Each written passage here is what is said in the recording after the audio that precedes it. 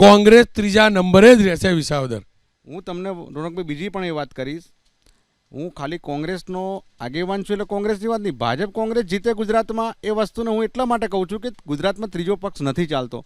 પણ આમ આદમી પાર્ટીને કેમ લોકો મત આપે? એક તો એનો ભાગી ગયો પૈસા લઈને ઉમેદવાર હતો, એને ધારાસભ્ય ચૂંટાયો હતો. તમારા કેટલા બધા ભાગ્યા? તમને એ જ કહું છું કે અમારા ભાગ્યા એની ગણતરીમાં હમણાં જ કીધું કે છેલ્લા સમયથી જો ભાજપમાં જોડાતા લોકો બંધ થઈ ગયા. તમે કીધું 2 જણને લઈ ગયા ટિકિટ ના આપી, હમણાં તમે જો બધા બંધ થઈ ગયા. આ ભારતીય જનતા પાર્ટી દુપટ્ટો પહેરાઈ નાખે છે કમલમ લઈ જઈને, પાટીલ સાહેબ બેઠા હોય છે ને આવો બેહાડી દીધા.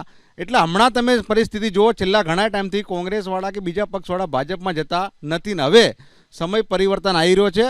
ફરી એક વખત કહું છું કે કોંગ્રેસ અને ભાજપ વચ્ચે લડાઈ છે. 2 વાગે મારી આ ડિબેટની અંદર આ વસ્તુ ચોક્કસપણે રોનકભાઈ યાદ કરજો તમે કે ગોપાલ ઇટાલિયાને શેના મત આપે ને કેમ પબ્લિક મત આપે આમ આદમી પાર્ટીને. મને ગોપાલભાઈ વ્યક્તિગત કોઈ વાંધો નથી.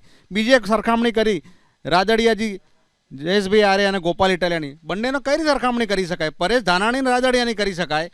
આજે ગોપાલભાઈ ઇટાલિયા એટલે શું? પરેશભાઈની શાક દાવ ઉપર છે એમ કહો તમે?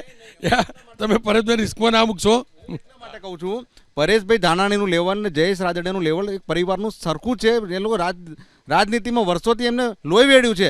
ગોપાલ ઇટાલિયાનું એક કામ તો બતાવો ગુજરાતની અંદર કે પ્રજા માટે કામ કર્યું.